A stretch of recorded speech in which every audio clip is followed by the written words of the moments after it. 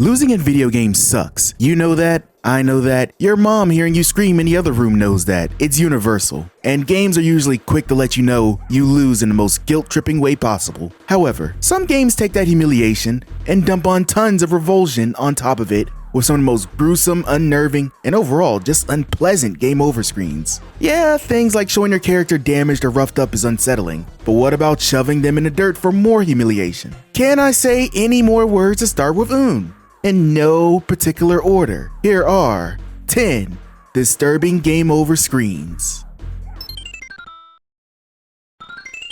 You might not know this, but Ninja Gaiden actually had an arcade game before the more widely known NES edition. You control Ryu Hayabusa as he ninjas across the screen, defeating all enemies he comes across. The arcade version is more beat 'em up than the console port, but both of them are still very good. What's also different is what happens when you lose. In the console version, you just see a simple game over screen with a continue or quit message. In the arcade, you get strapped down to a table with a buzzsaw casually being lowered towards your chest as the countdown lowers from 10 to 0. So that's a difference. Imagine being a kid in the 80s, losing because you're a stupid kid who's bad at video games, and you get peer pressure to get more coins from your parents before Ryu gets an extra butt crack in his chest.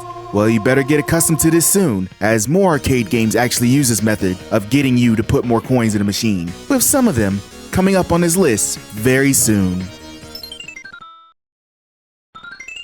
So, Felix the Cat is one of the most recognizable cartoon mascots ever. Due to being one of the firstly made cartoon characters, it received multiple products and adaptations, including a game released on the NES and a Game Boy for some reason. The game was a simple platformer that was pretty easy to complete. Despite losing being totally embarrassing, the game over screens for these games were pretty mundane. But did you know that a version of the game was developed for the Sega Genesis? I say developed, as it was unlicensed and didn't include all of the levels that were released for the other platforms. What it did include, however, is total terror when you game over.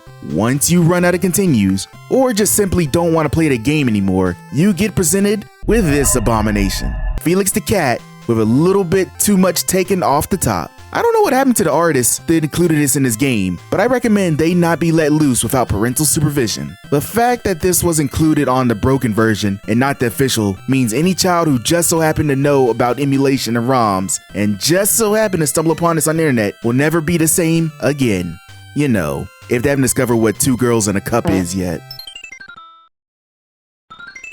Capcom and childhood trauma had a hell of a relationship in the late 80s and early 90s. Not intentionally mostly, but their beat-em-ups often had dire consequences for the little ones that happened to waddle their fat asses up to the arcade cabinets, me included. The Final Fight series is one of Capcom's most famous that has sadly been condemned to Street Fighter cameos, for no reason in particular, but before, the original games were a cornerstone of the beat-em-up genre, with people lining up to put in more quarters to suplex dudes as Mayor Mike Hagar and company. One primary motivation to continuing to play is the game over screens, where in both the multi-platform Final Fight and its Super Nintendo sequels, you get a little nudge with the countdowns to continue your game. And by little nudge, I mean your character will die if you don't put in more quarters. In Final Fight 1, you were tied up and set in front of a lit bomb. In Final Fight 2, you were strung up in a room, just casually filling up with water. And in Final Fight 3, you were taking a page out of Ninja Gaiden's book by having a slowly lowering spike wall come ever so closely to your player character. These casual murders leave little to no ambiguity of the fate of your character if you choose to move on, and the freeze frame at the end of the countdown spares your innocent eyes from seeing the most gore of gore you've ever seen. Oh boy, more arcade beat-em-up action featuring Capcom.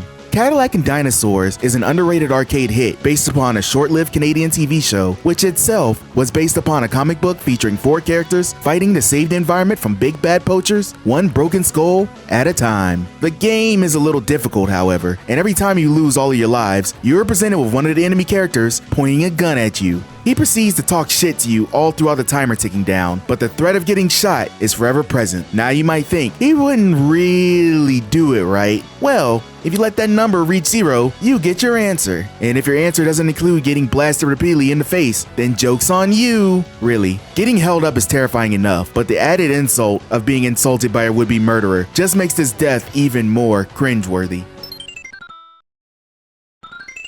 Now, how in the hell can a Lion King game be disturbing? It's the Lion King. Well, there are a few warning signs setting off alarm bells, already signaling something is off. For one, the Lion King 5. I'm not familiar with Lion King 3 through 5. Were those direct to VHS releases? 2. This game is an unlicensed release, which, if you remember the Felix the Cat Genesis port, doesn't bode well. Oh well, you start the game and you get your choice of character between Simba, Timon, and Pumbaa. Well, I'm not a sidekick, so Simba. The game is pretty unremarkable besides the unlicensed jank, but I game over anyway and holy shit. Simba just freaking hanged himself, like dead ass. He just hung himself. This comes out of nowhere and is super jarring. The other characters have disturbing game over screens as well, but nothing comes close to Simba. Let me repeat myself. He hung himself. Like, wow. Who hurt the designer of this? Are they okay? Are you watching this right now?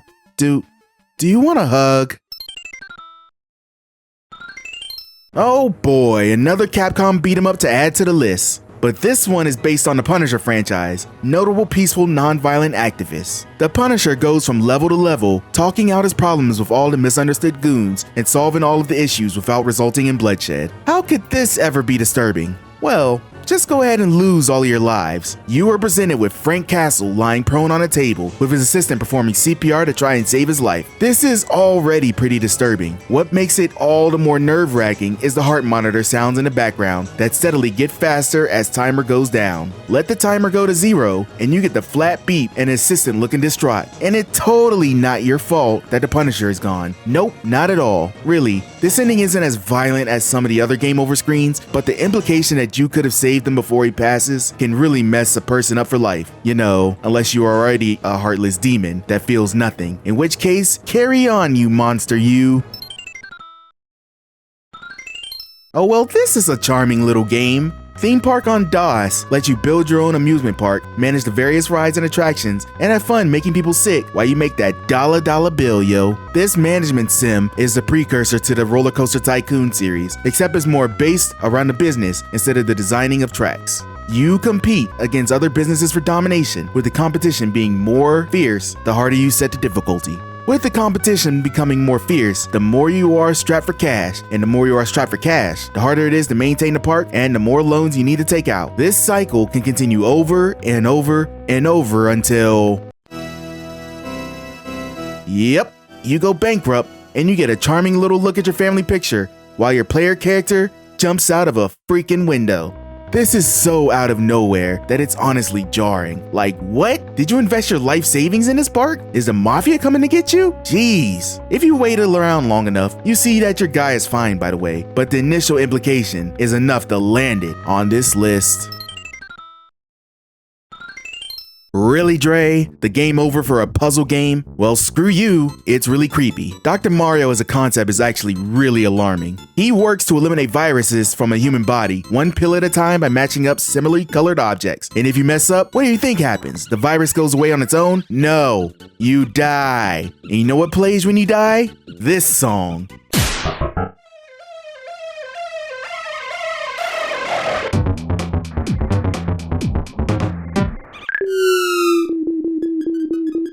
This song is genuinely haunting for a simple puzzle game, and it's the same across all of the different iterations of the Dr. Mario concept. This is not as graphic as the others on the list, but when you work yourself up to try and save the human body and fail at that because you haven't passed Dr. Mario's medical school, this song just adds on to the sense of dread and shame you feel. Now, I know absolutely nothing about Grange Hill, but I know my friends across the pond would be absolutely flabbergasted at that statement. Grange Hill was one of the longest running children's television shows in Britain, lasting from 1978 to 2008. With a staggering 31 seasons. It centers around the school Grange Hill and the various issues that the students encounter, including some not so PG related. The show can be compared mostly to Degrassi in the Western world, if I had to make one. Anyway, this series spawned a game in 1987 on the Commodore 64, ZX Spectrum, and Amstrad CPC. It's a typical adventure game where you control a student across multiple screens, using your puzzle solving to get back your radio, which the uncool teacher took from you.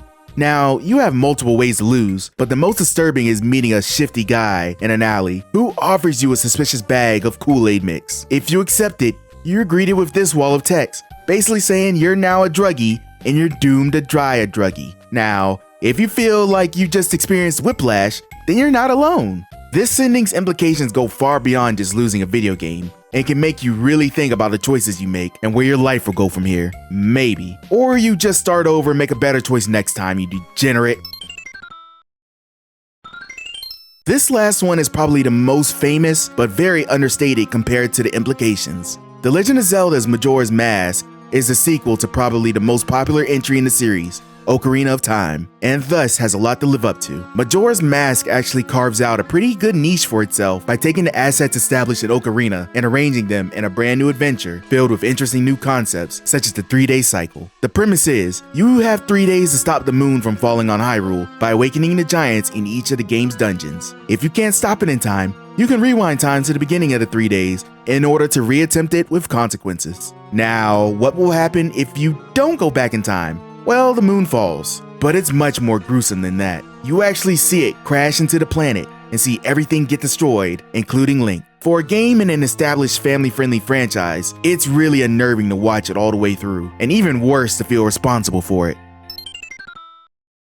And that's my list. If you have any other creepy game over screens, leave them in the comments below. Hope you enjoyed the list. Be sure to like and share the video. See you later.